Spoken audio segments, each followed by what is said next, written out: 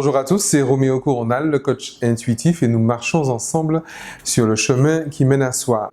Aujourd'hui, qu'est-ce que la liberté? La dernière fois, on a parlé d'ego, on a parlé d'externalisation, de causalité. Et je vous disais que lorsque vous rendez un élément extérieur à vous-même responsable de votre état, vous avez donné votre liberté à cette chose.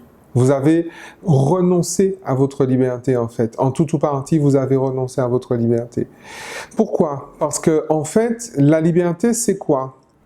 Si j'en crois le docteur Joe, lorsque votre état interne est indépendant des circonstances extérieures, alors là, vous maîtrisez votre vie. Et c'est ça la liberté.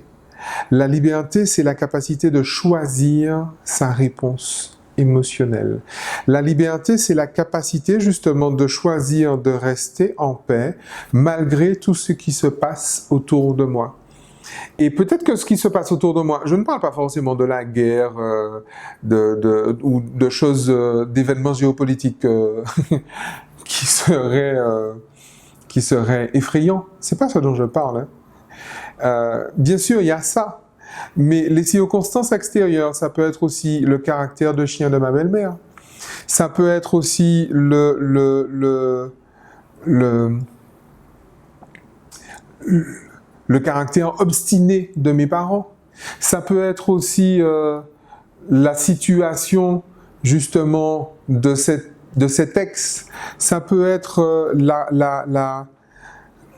la relation que j'ai avec un tel ou avec un tel. Ça peut être aussi le fait que mon fils ou ma fille ne fasse pas ce que je lui dis, ce que j'attends de lui ou ce que j'attends d'elle. Ça peut être ça en fait.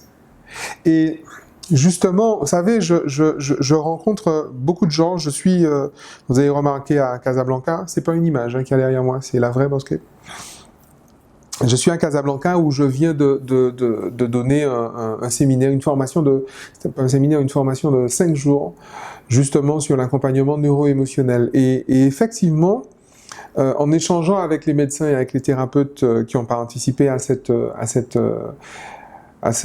formation, on a évoqué justement des personnes qui, effectivement, refusent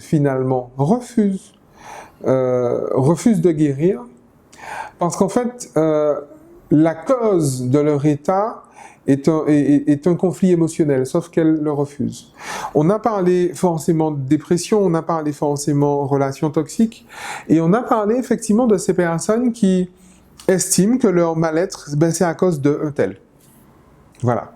C'est-à-dire que c'est à cause de maman, c'est à cause de papa, c'est à cause de mon fils, c'est à cause d'eux. Et du coup, on a des personnes comme ça qui se rendent vraiment malades, mais physiologiquement malades, parce qu'elles sont en désaccord, en désapprobation avec des éléments extérieurs à elles-mêmes. Ça vaut peut-être pas le coup, hein, je dis. Et vous avez des personnes qui sont persuadées que non, pour que j'aille bien, il faut que cette situation-là soit réglée. Et en fait, cette situation-là soit réglée, ça veut dire quoi? Ça veut dire que les choses se passent comme je veux. Et en fait, en vrai, c'est ça qu'on appelle de l'égoïsme. On parlait d'ego la dernière fois. L'égoïsme, c'est précisément j'exige que les choses se passent comme je veux. Parce que les choses doivent se passer comme je veux, parce que je sais comment les gens doivent se comporter. Je sais comment les situations doivent se terminer. Je sais comment les autres doivent gérer leur espace, leur temps, leurs relations et leurs possessions. Et si elles ne le font pas, elles ont tort. Et si elles ne le font pas, je me sens malheureux. Si elles ne le font pas, je me sens blessé. Et comme elles ne le font pas et que je me sens malheureux et que je me sens blessé, du coup, j'en tombe malade. Et d'ailleurs, très souvent, le chantage à la maladie, il n'est pas très loin. Il n'est pas très très loin. Je suis sûr que vous connaissez autour de vous des personnes qui se rendent malades rien que pour faire réagir l'autre. Je suis sûr que vous le connaissez. C'est hyper humain. Mais en fait, en quelque part, est-ce que vous ne trouvez pas que c'est peut-être un petit peu trop? C'est peut-être un petit peu too much cette histoire-là. La liberté, c'est la capacité de choisir sa réponse émotionnelle. Et la liberté est à ce prix-là. C'est-à-dire que la liberté, c'est la capacité de me sentir en paix malgré le caractère de un tel ou de un tel. Me sentir en paix malgré que mon collègue, malgré que mon patron soit ce fiefé connard. Malgré ça. La capacité de me sentir en paix malgré le fait que un tel a commis une injustice, y compris contre moi. La capacité de se sentir en paix même si un tel m'a abandonné. Même si un tel m'a trahi. Même si un tel m'a blessé, même si un tel m'a humilié. Vous avez remarqué que j'ai fait le tour des fameuses blessures, hein? D'accord? Même si un tel m'a rejeté, la capacité de rester en paix. Ça, c'est la liberté. Et je vais vous dire un truc, tant que finalement, l'objectif n'est pas celui-là, c'est en vain que vous courez derrière, après ce derrière quoi vous courez. C'est complètement en vain. C'est complètement vain.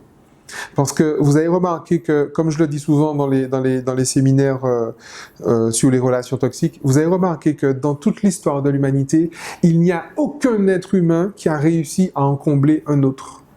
Aucun. Et vous savez pourquoi? Parce que c'est pas fait pour ça. Parce que c'est pas comme ça que ça fonctionne. On n'a pas inventé un être humain pour combler un autre être humain. Ni maman, ni papa, ni le chéri, ni les enfants, ni personne d'autre. On n'a inventé aucun être humain pour ça. Et vous savez pourquoi les êtres humains ne peuvent pas en combler un autre? Tout simplement parce que les êtres humains naissent déjà libres, épanouis, comblés et heureux. Alors, bien évidemment, on l'oublie. Bien évidemment, on l'a tellement oublié, en fait. Et comment est-ce qu'on a fait pour l'oublier? On a construit un moi, on a construit un personnage fictif, superficiel et suradapté. On l'a oublié.